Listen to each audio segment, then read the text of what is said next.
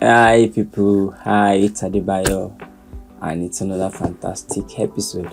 I'm sure you guys are wondering why am I putting on Iboka for this episode? Well, I just got back from Anambra State days ago. I mean, fantastic trip. I went for an event, stayed back for some days, to enjoy the whole village life, and it was really, really fantastic.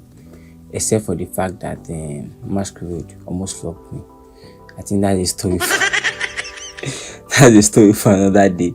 Masquerade almost flogged me. Oh, well, I'm great. I'm fantastic. The cane didn't touch me, so yeah, I'm good. So let's dive in. Last episode, I said I was going to do a follow-up episode to how you can approach the whole concept of reading. If you're yet to watch the last episode, I think after this episode, you should go back to it so that you can have a full picture of everything we're talking about. So if you're new to reading, number one, it can be difficult. It's not easy. Building a new habit takes effort. It takes effort a lot, and it's very important to know how you approach everything. There are a few points I would like to talk about. The number one is to start small. It's very important that you start small. Consistency beats intensity. Consistency beats intensity. My cousin would say intensity will give you speed, but intensity does not guarantee that you're going to last.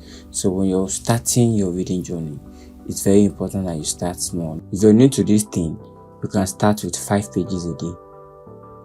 So stay on the 5 pages a day for like a week, or 2 weeks, and then you can now take it up to like 10 pages a day. So you can stay on that 10 pages a day for 2 weeks, 3 weeks. In fact, you can stay on that 10 pages a day for a month, 2 months. Because let me tell you, if you're doing 10 pages a day and you're consistent with it, that means that in a month you'll have done 300 pages. That's like a book. So in a year, that's like 12 books. But let's say you're starting now, you have like, I think 8 months left, if I'm right. That means that you do 8 books before the year runs out. And that's not bad for somebody who's just starting to read. 8 books in a year is not bad. So you can start that. In fact, you find yourself, as time goes on, you find yourself doing 15, 20. Like me, I started with 5 pages a day when I started my reading journey a long time ago. And now I do like 50 pages a day. Yes, I do like 50 pages a day. In fact, 50 pages a day is just like an hour in a day. You no distraction. You focus on it for 1 hour. You'll do 50 pages within 1 hour. So, but please don't start with 50 pages a day. I don't think it's something you're going to sustain. So start with 5 pages, and then continue like that. Then the number 2 thing is to get a tracker. Get a tracker, and most times it's very good that you print it out. This was the method I used, and I got it from Atomic Habits. I think that's a book I would recommend for you. If you're starting your reading journey, I think you should start with Atomic Habits. It's a great book by James Clear.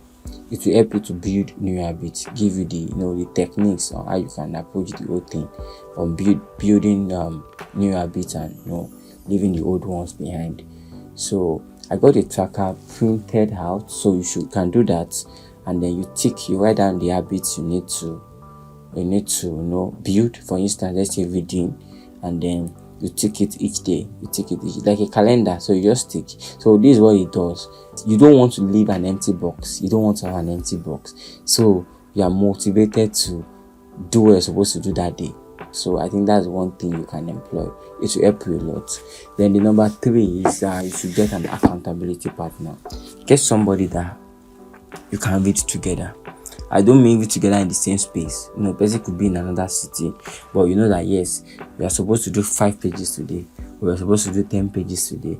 And in fact, attach a punishment to it so that if you don't do your 10 pages a day, probably if it's money, the thing is that okay, you're going to send this particular sum of money to this particular account. In fact, this is something I employed. Earlier this year, I started a Bible in a year plan with a few friends, and using the YouVersion Bible app. And the thing is that we have a quota we're supposed to do every day, according to the app. And if you miss a day, you have to pay a sum of money. I mean, within ourselves. So you have to send that money to an account, and at the end of the year, we gather the money together. then we use it for charity, add money to it and use it for charity. So you can actually employ this method to get an accountability partner, attach a punishment to it if you're unable to do what you're supposed to do for that day. It helps you a lot.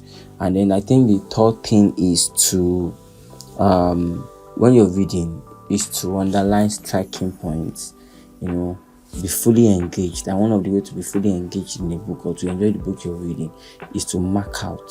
If you use hard copy like me, is to mark out, underline the striking point and go back when you're done with the book, take a look at them, sometimes write them down, note them in your book. And then another thing I do is I just started this recently. I didn't start when I started to read, but if I had known then, I might have actually implemented it, is to read 2 books simultaneously. And when I read 2 books simultaneously, different kind of book, not the same time. I'm not saying you should read 2 finance books at the same time, no.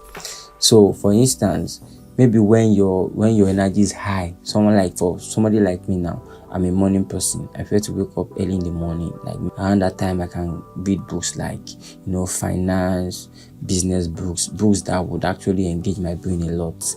But when my energy is low, maybe late in the night, I prefer to stick to fiction and biographies, non-fiction, and also you can read 2 books. So lastly, before I go, let me just recommend. I think I recommended the first book is Atomic Habits. You should start with that, and then you can also, the number of books you can read, Think and Grow Rich. I think that's a fantastic book you should read. And you can just look up my website. For those that do soft copy, check out my website. On the resources aspect of the website, there are books there that you can check out that would help you. So just take a look at them and then start reading today. Is very important. And there's something I must say. Thank you guys for the feedback regarding the last episode. I got some fantastic feedbacks. I mean, people sent me messages like, oh, they are motivated to start reading. And these are comments that actually, they encourage me. I'm not going to lie. At least I know that, yes, there are people benefiting from this podcasting. Thank you so much. And always remember to share to somebody. Share the link to someone. You might be helping somebody to get serious. Remember, it's very important that you're reading. You need to read to be great. Greatness requires that you acquire knowledge. So thank you so much for joining this episode. If you're here to follow, you're here to subscribe, kindly the subscribe button and turn on the notification button.